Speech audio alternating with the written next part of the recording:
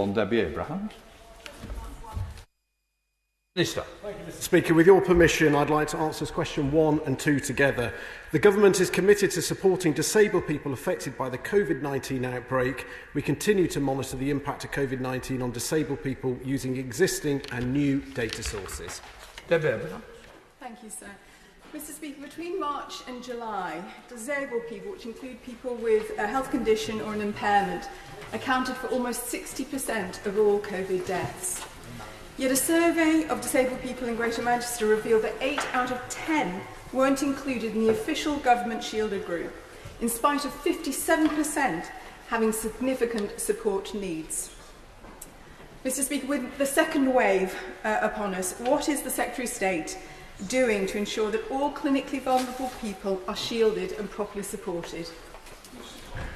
Thank you, Mr. Speaker, and that is a really important point to raise. And through my work as the Minister for Disabled People, in conjunction with the Disability Unit that I'm responsible for, where stakeholders identify challenges, we raise that with the relevant minister around support for those who were shielding. Obviously, shielding has come to an end. That has continued to be kept under review and make sure that people feel safe, particularly those who are seeking to work. We expect employers to act in accordance with the Equality Act and working with BEIS, HSC and ACAS, publishing helpful guidance to make sure that there is sufficient support for those who are coming out of shielding and returning to normality.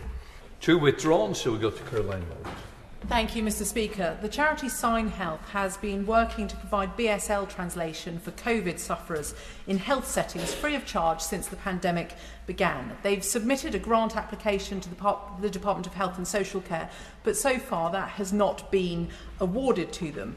Please will my honourable friend use his best endeavours with colleagues at Health to get this apparent blockage shifted. As we seek to avoid a second wave of the virus, we also have to make sure that deaf people reliant on BSL as their main form of communication are not being disadvantaged in their access to information.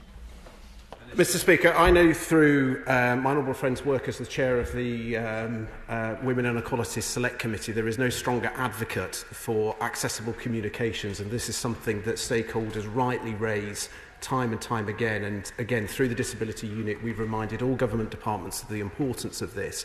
It sounds to me like this organisation has provided a wonderful service. I know DHSC value good services, and I will encourage the relevant minister to look at this personally and respond as quickly as possible. We now come to Anne McLaughlin, the SNP spokesperson. Thank you very much, Mr. Speaker. Before I ask my question, if I may, I'd like to pay tribute to the many people out there with disabilities who've been helping others during the pandemic. It's important to keep saying that having a disability does not stop you contributing.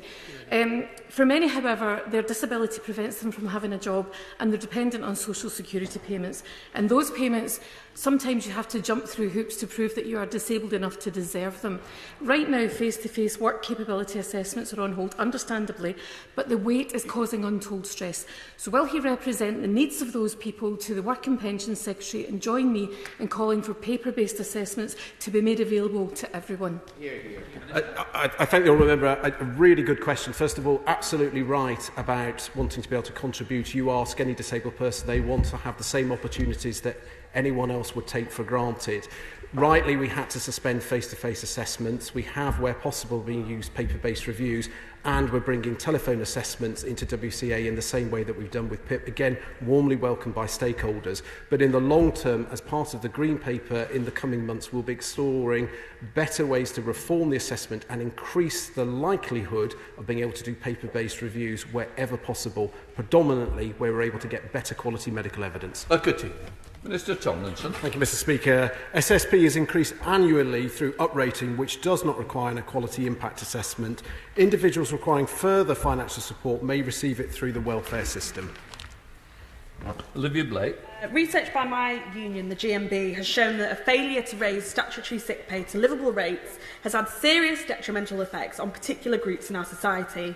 The status quo is disproportionately harming women workers, older workers, disabled workers, black and minority ethnic workers, workers who hold particular religious beliefs, and workers who are married or in a civil partnership. Does the Minister agree that the Government should do an inequality impact assessment of these policies and do more to ensure that statutory sick pay is set at a livable rate? Minister. I thank the Honourable Member. Well, equality impact assessments are taken when there are policy changes, not part of the annual uprating exercise. That said, statutory sick pay shouldn't be looked in isolation because individuals subject to their own circumstances could access additional support either from their employer, Universal Credit or New Style ESA. We have recently concluded the consultation Our Health is Everyone's Business, where many of these issues were raised, and we will be publishing our reviews. We understand the points that the Honourable Member has raised. And Philippa Whitford. Question 16, Mr Speaker. Tomlinson. Our priority has been to continue delivering the state pension and pension credit to new and existing customers. We also supported those in the shielded group who would normally have had to rely on cash through the post office to cover their weekly outgoings. Doctor. Thank you very much, Mr Speaker. We know that elderly and disabled people, especially those living alone, are less likely to access online platforms. During this COVID pandemic, knowing the rules and understanding the ideas and information behind them is critical. So will this UK government be re-establishing regular briefings, including BSL translation, as we have in Scotland, so that no one misses out on vital information? Minister. The Honourable Member is absolutely right to highlight the importance of accessible communications. It was an issue raised, particularly in the early stages, that we then shared cross-government. I'm delighted that BSL, for example, was then picked up by the BBC, and that is then provided. Yesterday, the Prime Minister's statement was also simultaneously by the House, had a BSL interpreter, a very valid point to raise. Jimmy Stone.